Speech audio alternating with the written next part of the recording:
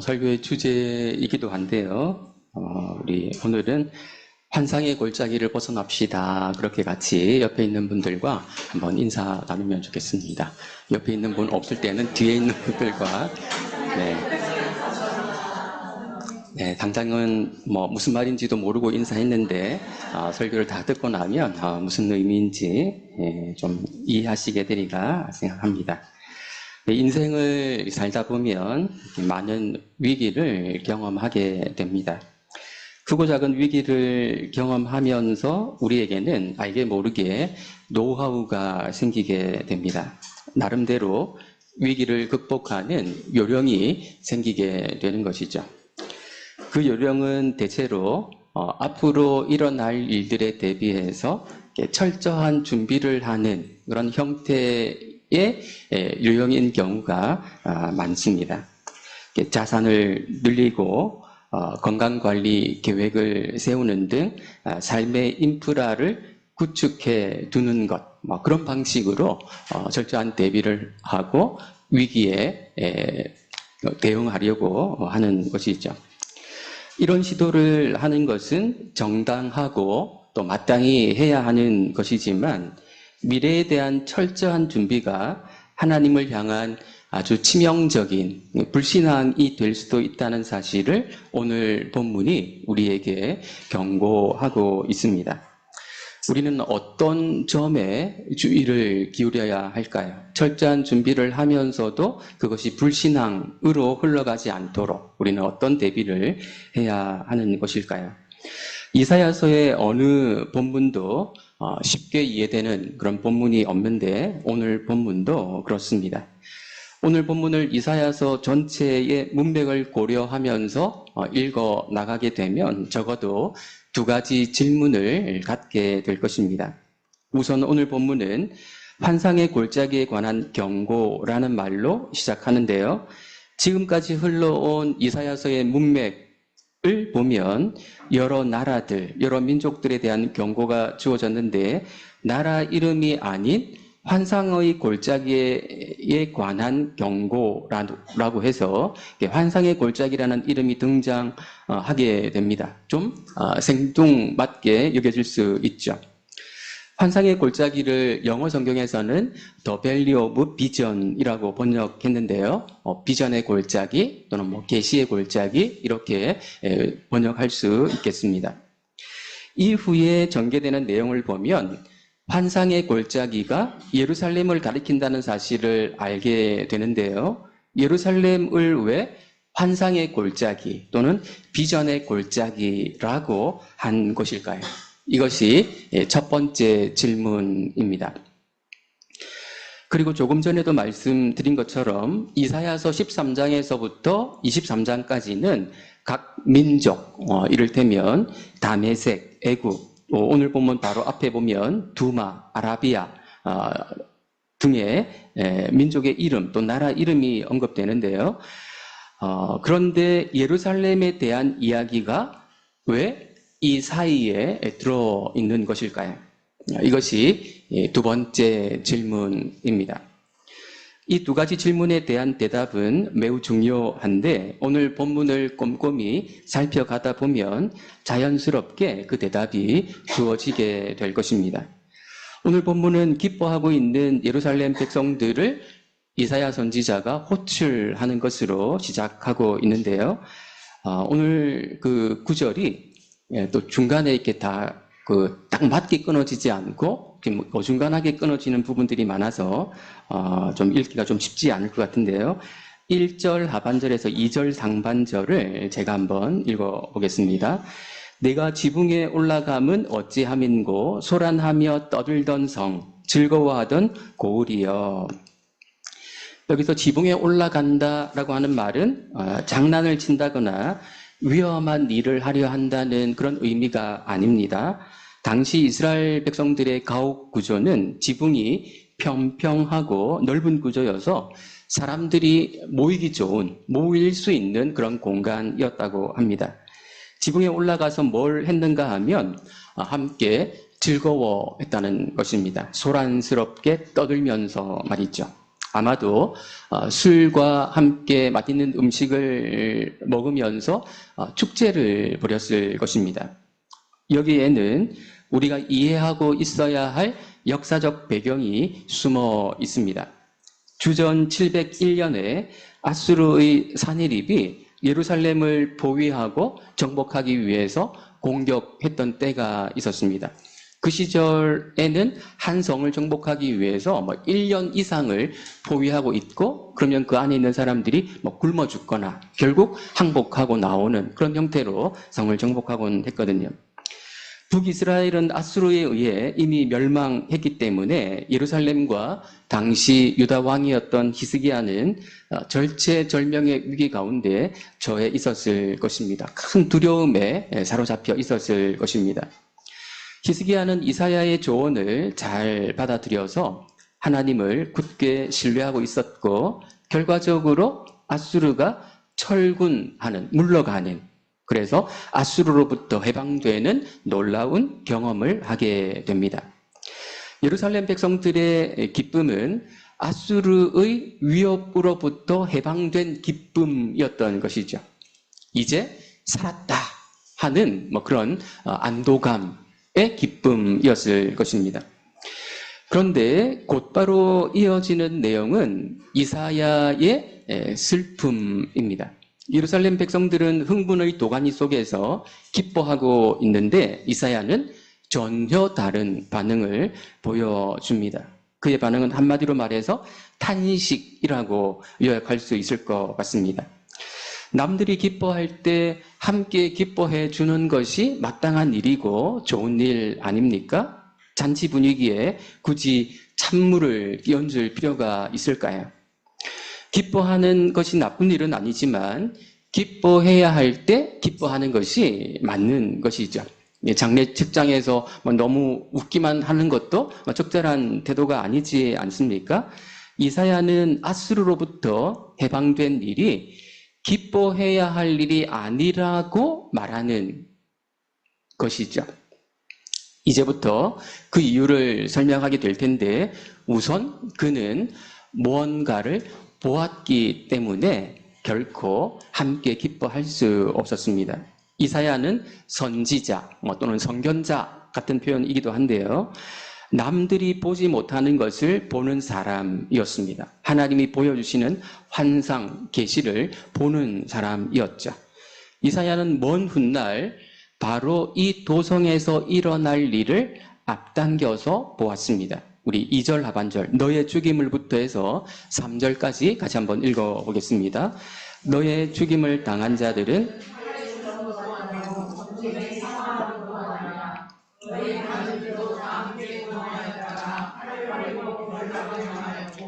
너의 멀리 도망한 자들도 발견되어 다 함께 결박을 당하였도다.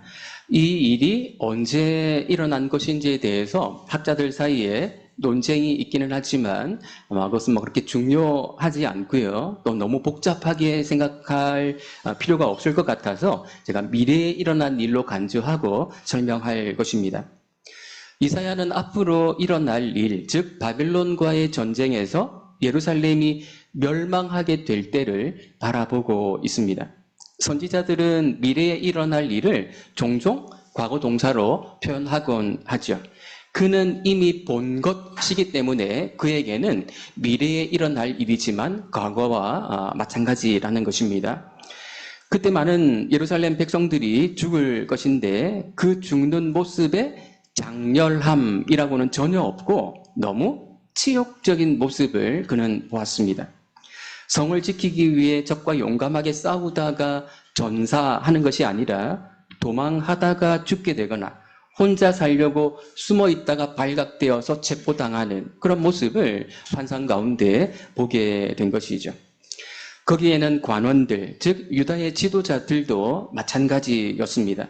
백성들에게 용기를 북돋워 주어야 할 지도자들도 제 목숨 건지려고 도망하기에 바쁜 그런 모습을 보게 된 것이죠. 열왕기하 25장을 보면 바벨론이 예루살렘 성벽을 뚫었을 때 유다의 시드기야 왕과 호위병들이 성을 버리고 야반 도주하다가 여리고 평지에서 사로잡히는 그런 일이 기록되어 있습니다. 이사야는 아수르의 철군에 백성들이 기뻐하는 모습, 잔치를 벌이는 모습과 앞으로 반드시 오게 될 그 비참하고 부끄러운 모습이 오버랩되어서 보였던 것이죠. 겹쳐 보였던 것입니다. 백성들은 일시적 구원에 도취해서 지붕에서 축제를 벌이고 있지만 이사야는 성찰 없는 기쁨이 불러올 영원한 파멸을 보았기 때문에 이렇게 울부짖습니다. 우리 4절 말씀도 같이 한번 읽어보겠습니다. 그러므로 내가 말하노니 돌이켜 나를 보지 말지어다. 나는 슬피 통곡하겠노라. 내 딸 백성이 패망하였으므로 말미암아 나를 위로하려고 힘쓰지 말지니라. 이사야는 어설픈 위로나 동정을 거절합니다. 이사야의 탄식은 동족에 대한 동정 때문이 아니었습니다. 기뻐할 때가 아니라 슬퍼해야 할 때임을 전혀 깨닫지 못하는 백성들의 영적 무지 때문에 탄식하고 있는 것입니다. 그들을 기다리고 있는 것은 진정한 평화가 아니라 여호와의 두려운 날이었습니다. 우리 5절에서 7절 말씀도 같이 한번 읽어보겠습니다. 환상의 골짜기에 주 만군의 여호와께로부터 이르는 소란과 발핌과 혼란의 날이여 성벽의 무너뜨림과 산악에 사무쳐 부르짖는 소리로다. 엘람 사람은 화살통을 메었고 병것한 자와 마병이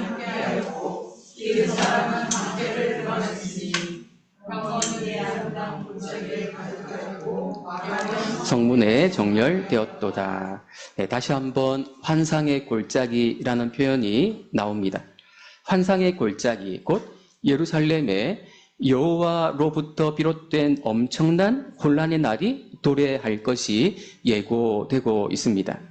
소란이라는 단어는 예루살렘 백성들이 기쁨을 표현하는 문맥에서도 나왔던 단어인데 발핌이라는 단어가 이어지는 것을 보면 단지 기뻐서 시끄러운 그런 측면을 말하는 것이 아니라 폭력으로 인한 시끄러움을 상상하게 만들어 줍니다. 아우성 소리라고 할까요? 이때 엘람 사람과 기르 사람이 예루살렘을 공격하는 바벨론의 연합군이 되어서 그의 일원이 되어서 같이 참여하게 될 것이 또한 예고되고 있습니다. 기르가 어딘지는 알려져 있지 않고 엘람은 바벨론 동쪽에 위치해 있는 나라로 알려져 있습니다. 바벨론만으로도 엄청 강한데 이들 나라가 합세해서 바벨론에 힘을 더해주게 될 것입니다. 그러니 예루살렘은 더 큰 위기, 결코 벗어날 수 없는 위기를 맞이하게 될 것이라는 것입니다. 여기서 우리는 5절 마지막에 있는 표현에 좀 시간을 머물러서 주목할 필요가 있습니다. 산악에 사무쳐 부르짖는 소리라는 표현입니다. 알렉 모티어라고 하는 학자는 이것을 도와달라는 비명이 산들에 메아리 치는 소리라고 설명했습니다. 누군가가 도와줘 이렇게 얘기하면 막 그게 메아리 쳐서 도와줘 막 이런 소리가 들리는 거죠. 살려줘라고 하는데 살려줘 막 이런 소리가 메아리 치듯이 산에 울려 퍼지고 있는 그런 장면을 연상시켜 주지요. 아주 끔찍한 그런 상황을 떠올리게 됩니다. 그런데 김필회 교수님은 이 표현을 산악에 사무쳐 부르짖는 소리라는 표현을 좀 다르게 번역해야 한다고 제안을 하십니다. 산을 향해 도와달라고 외치는 소리 이렇게 번역하는 것이 맞다고 제안을 하는데요. 이사야의 신학과 맞물려서 이렇게 보는 것이 적절해 보이기 때문에 제가 이 부분에 대해서 좀 더 자세히 말씀드리려고 합니다. 여기서 산이라고 하는 것은 시온산을 가리키는데요. 시온산을 향해서 도움을 요청하는 소리라는 것입니다. 시온산을 향해서 도움을 요청한다고 하는 것은 시온산에 계시는 것으로 여겨지고 있는 여호와께 도움을, 구원을 요청한다는 말이기도 합니다. 여기서 우리는 유다 백성들, 예루살렘 백성들의 구원 신학을 보게 되는데 물론 잘못된 구원 신학입니다. 그들에게 시온산에 계시는 여호와는 언제나 구원자였습니다. 좀 더 정확하게 표현하면 구원자일 뿐이었습니다. 도와달라고 요청하면 손을 내미실 수밖에 없는 분으로 여호와를 이해하고 있었던 것이죠. 사실은 예루살렘을 공격하게 하신 분이 여호와이신데 그런 생각은 추호도 해본 적이 없었던 것입니다. 하나님이 어떤 분이신지에 대해서 잘못 알고 있었던 것이죠. 좀 더 정확하게 말하면 충분히 알고 있지 못했던 것입니다. 하나님을 구원자로만 우리의 기도에 긍정적으로 응답해 주시는 분으로만 이해하고 있다면 우리 역시 하나님을 충분히 이해하고 있지 못한 것입니다. 하나님은 구원자이시지만 그 전에 주권자이심을 우리가 알고 있어야 합니다. 그분은 우리를 거룩하게 만드시기 위해 고난도 주시고 우리의 기도에 즉각 응답하지 않는 방식으로 우리의 인내심을 자라게 만드시는 분이기도 하시죠. 하나님이 내 기도에 응답하지 않는다고 실망하거나 불만을 갖는 분이 계시다면 예루살렘 백성들과 같은 잘못된 구원 신학에 빠져 있다고 말할 수 있을 것입니다. 우리 8절 말씀도 같이 한번 읽어보겠습니다. 그가 유다에게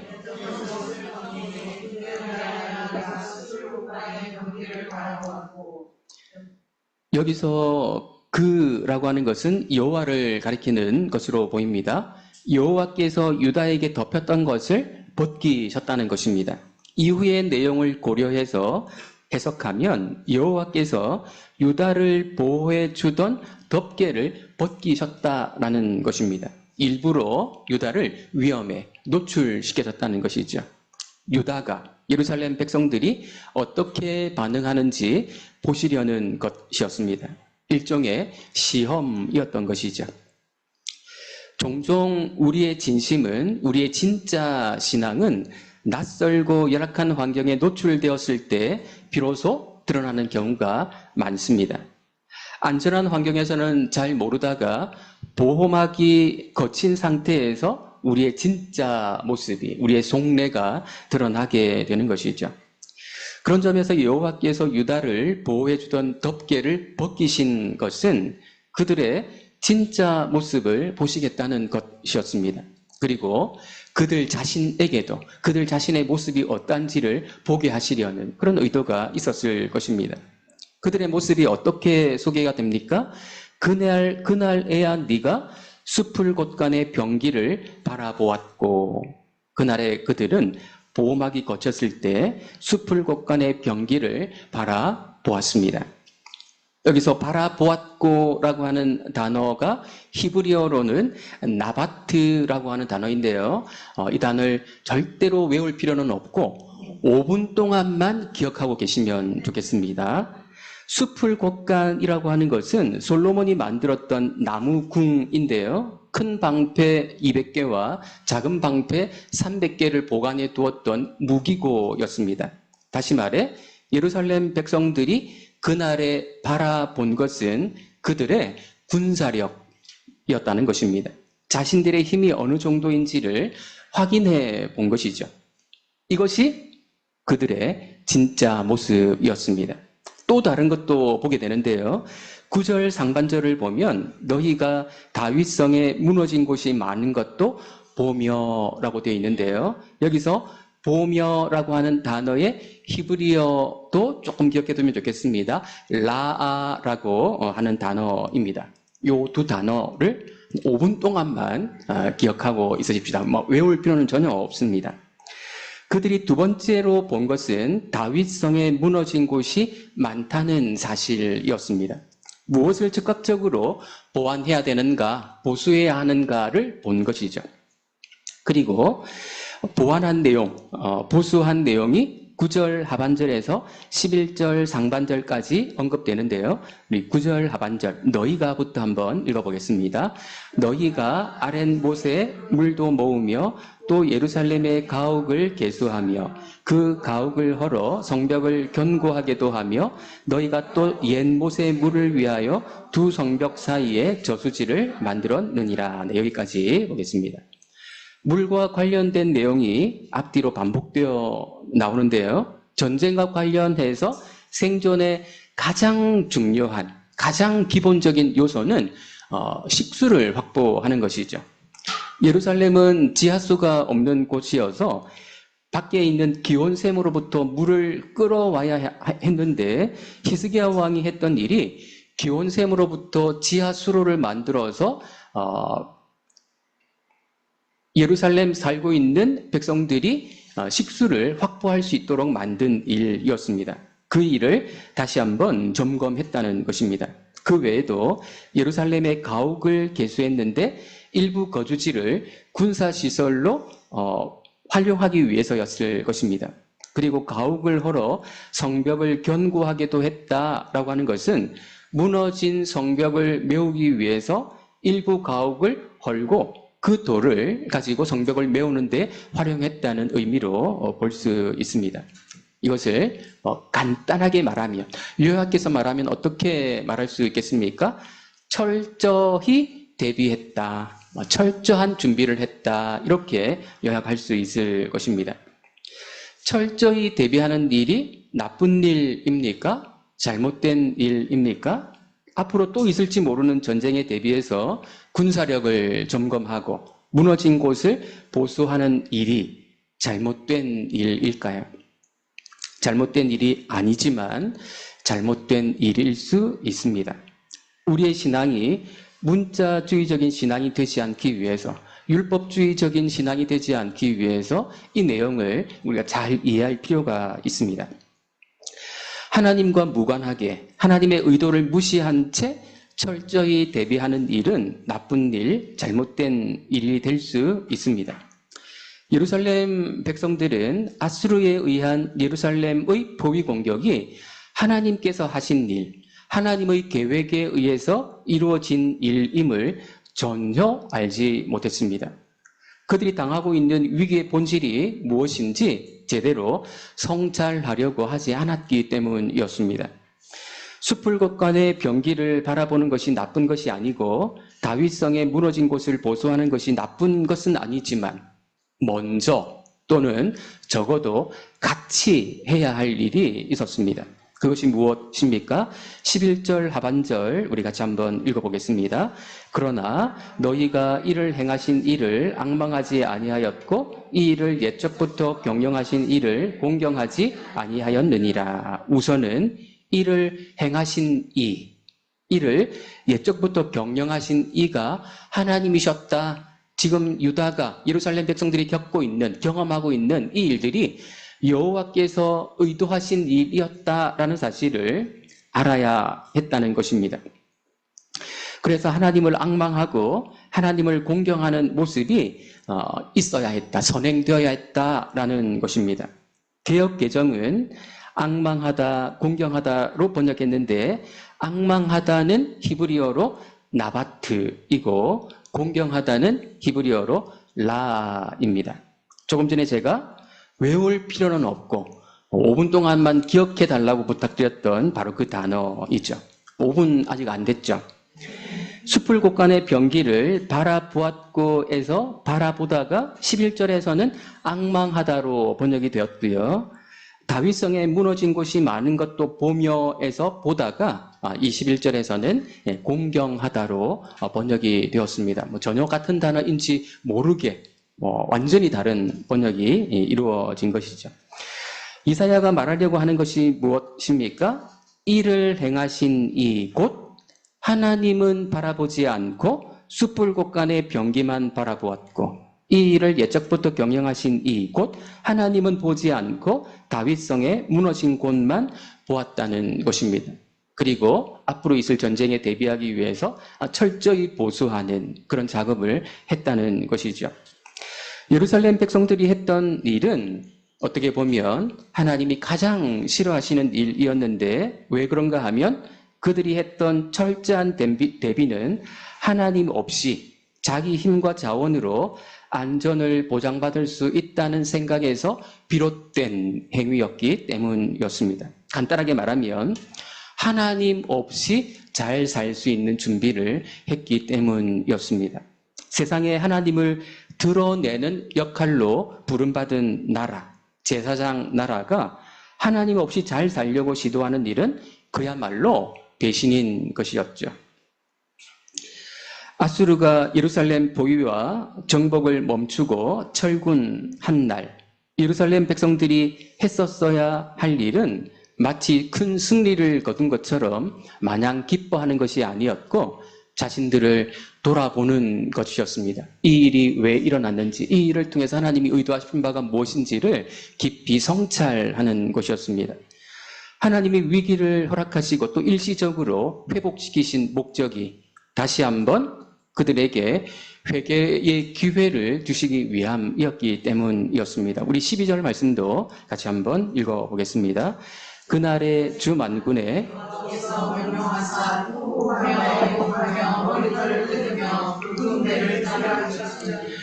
회개를 요청하신 분은 주 만군의 여호와이셨습니다. 주라는 말은 주권자라는 의미로 지위에 있어서 최고의 위치에 있는 분, 가장 높은 분을 가리킵니다. 여호와는 출애굽의 하나님으로 구원자라는 의미를 갖는 이름이죠. 만군의라는 표현은 모든 상황에서 전능하시다라는 의미입니다. 하나님은 주 만군의 여호와이시기 때문에 앞에서 말씀드린 것처럼 단지 구원자로서의 역할만 하시는 분으로 이해되어서는 곤란하다는 것입니다. 그분을 주권자로 전능하신 분으로 알고 그분과 인격적으로 소통하면서 순종하는 위치에 있어야 한다는 것이죠. 그 하나님이 회개를 요구하십니다. 자신들을 성찰할 것을, 지금 바른 길로 가고 있는지 돌아볼 것을 요구하십니다. 그런데 이스라엘 백성들, 아니 예루살렘 백성들이 보였던 반응은 충격적이었습니다. 우리 13절 말씀도 같이 읽어보겠습니다. 너희가 기뻐하며 즐거워하여 소를 죽이고 양을 잡아 고기를 먹고 포도주를 마시면서 내일 죽으리니 먹고 마시자 하는도다. 통곡하며 머리털을 뜯으며 베옷을 입는 것이 아니라 소를 잡고 양을 잡아 잔치를 벌였습니다. 아까 우리 1, 2절에서 보았던 그 장면이죠. 하나님의 요구를 거부한 것입니다. 내일 죽으리니 먹고 마시자라는 말은 아주 냉소적인 말로 하나님을 진정으로 인정하지 않겠다라는 말입니다. 하나님의 주권자 되심을, 하나님의 전능하심을, 하나님의 구원자 되심을 신뢰하지 않겠다라는 것이죠. 이런 것을 실천적 무신론이라고 표현하곤 합니다. 하나님이라는 말은 입에 올리면서도, 그래서 율법이 정한 시간에 제사는 드리면서도 실제적으로는 하나님을 없는 것처럼 대하는, 없는 것처럼 사는 그런 모습을 말하는 것이죠. 이 구절은 훗날 사도 바울이 고린도전서 15장, 부활을 상세히 설명하는 장에서 부활을 믿지 않는 자들의 삶을 비판하면서 인용한 그런 구절이기도 합니다. 부활이 없다면 내일 죽으리니 먹고 마시자 하지 않겠느냐라고 바울이 이 구절을 그대로 사용해 옵니다. 하나님의 주권을 인정하지 않는 태도와 부활을 믿지 않는 태도는 같은 선상에 있는 것이죠. 예루살렘 백성들의 이런 태도는 심각한 결과를 초래할 수 있는 것이었습니다. 우리 마지막으로 14절 말씀도 같이 읽어보겠습니다. 만군의 여호와께서 친히 내 귀에 들려 이르시되 진실로 이 죄악은 너희가 죽기까지 용서하지 못하리라 하셨느니라. 주 만군의 여호와의 말씀이니라. 회개를 거부하는 예루살렘 백성들에 대해서 하나님은 용서를 거부하십니다. 왜 죽기까지 용서받지 못한다고 말씀하십니까? 회개를 거부하는 자에게는 용서할 수 있는 기회가 주어지지 않기 때문이죠. 용서할 방법이 없기 때문입니다. 그런데 하나님을 진정으로 인정하지 않는 이러한 태도는 하나님을 모르는 이방인들과 다르지 않은 태도이죠. 여기서 처음 제기했던 두 질문으로 돌아가 보겠습니다. 오늘 묵상한 본문은 예루살렘에 관한 내용인 것이 분명한데 왜 환상의 골짜기, 비전의 골짜기에 관한 경고라고 했을까요? 골짜기는 지형적 특성상 멀리 볼 수 없는 곳이죠. 낮은 곳에 위치해 있는 곳을 골짜기라고 부르니까요. 원래 예루살렘은 시온 산에 위치하고 있어서 멀리 볼 수 있는 지형적 특성을 갖고 있는데 그러지 못하다라고 하는 비난이 이 환상의 골짜기라는 표현에 담겨 있는 것입니다. 하나님의 환상, 비전, 계시를 볼 수 있는 특권이 주어졌음에도 불구하고 그래서 거시적 관점으로 세상을 보며 살 수 있는 놀라운 은혜가, 기회가 주어졌음에도 불구하고 눈앞의 것만 보고 살려 한다는 것입니다. 예루살렘이 환상의 골짜기로 불리는 것은 얼마나 치욕적인 말인지 모릅니다. 적어도 계시의 산, 환상의 산, 이렇게 불려야 마땅한 그들이 환상의 골짜기로 불리는 것은 아주 치욕적인 그런 닉네임을 달게 된 것이죠. 이것은 두 번째 질문에 대한 대답으로 자연스럽게 연결됩니다. 두 번째 질문은 예루살렘에 대한 이야기가 왜 이방 민족들에게 심판을 경고하는 단락 안에 포함되어 있는가라는 것이었습니다. 하나님이 보여주시는 것을 보지 못하고 눈앞의 것만 바라본다는 점에서 유다는, 예루살렘은 이방 민족들과 다르지 않다는 것입니다. 그래서 환상의 골짜기의 모습을 보이는 예루살렘의 위치가 여기에 있는 것이 적절하다라는 것이죠. 어떻게 보면 너무나도 비참한 그런 모습을 묘사하는 것입니다. 하나님을 비전을 주시고 계시를 주시고 말씀을 주셨음에도 불구하고 그 비전, 계시, 말씀과 무관하게 산다면, 즉 골짜기에 머물러 있으려 한다면 그는 진정한 하나님의 백성일 수 없다는 것이죠. 우리도 마찬가지일 것입니다. 세상 사람들과 똑같은 시각을 갖고 산다면 눈앞에 있는 이익만을 추구하면서 살려 한다면 세상 사람으로 간주하겠다라는 것과 다르지 않은 것이죠. 오늘 말씀을 마무리하겠습니다. 꼭 예루살렘 백성들의 모습을 보면서 그 사이에 내 모습이 얼핏 보이지는 않았습니까? 우리 역시 인생의 위기를 경험하면서 내 무기, 내 강점을 점검하고 성벽에 무너진 곳, 내 약점을 보수하느라 정신없이 살아갈 때가 있습니다. 그리고 눈앞에 급한 불이 꺼지면 이제 살았다고 생각하면서 지붕 위로 올라가 안도의 한숨을 쉬며 기뻐할 수 있죠. 그럴 수 있습니다. 하나님께 감사하거나 그 과정 중에 드러난 불신앙적인 온전치 못했던 부분에 대해서 성찰하지 않은 채 그런 모습만 보인다면 그것은 우리에게 문제가 되는 것이죠. 절세 통장을 만들고 자산을 늘리고 건강관리를 하고 삶의 인프라를 구축하는 일은 지혜로운 일입니다. 그러나 그 모든 준비보다 이 모든 일을 경영하시는 하나님을 시선에서 놓치지 않는 일은 더 지혜로운 일입니다. 내 힘으로 구축한 안전지대가 하나님을 대신하지 않도록, 하나님을 대체하지 않도록 매우 주의할 필요가 있습니다. 그리고 하나님을 내가 필요할 때만 도움을 구하는 구원자로만 제한하지 않도록 주의하십시다. 나의 거룩함을 위해 고난을 허락하시고 기다림을 통해 인내를 배우게 하시는 주권자이심을 잊지 마십시다. 그래서 내 뜻대로 일이 풀리지 않을 때 냉소적이 되는 것이 아니라 선하신 하나님의 주권 앞에 겸손히 엎드릴 줄 아는 그런 사람이 되십시다. 그것이 하나님을 주권자로 대하는 바른 태도이기 때문입니다. 예루살렘이 환상의 골짜기로 전락한 이유는 계시의 말씀을 받고도 눈앞의 현실만 보고 살았기 때문이었습니다. 그리스도인의 삶은 눈앞의 성공과 실패에 일희일비하는 그런 삶이 되어서는 안 됩니다. 부활의 날을 바라보는 거시적 안목을 가질 때, 이것을 다른 말로 환상이라고 표현할 수도 있는데요. 그런 거시적 안목, 환상을 가질 때 오늘 겪는 위기 속에서도 스스로를 구원하려는 조바심을 내려놓고 하나님과 동행할 수 있을 것입니다. 골짜기의 시선이 아닌 부활의 시선, 종말의 시선으로 오늘을, 그리고 이번 주간을, 그리고 남은 인생을 살아가시는 저와 여러분들 되시기를 예수님의 이름으로 축원드립니다. 기도하겠습니다.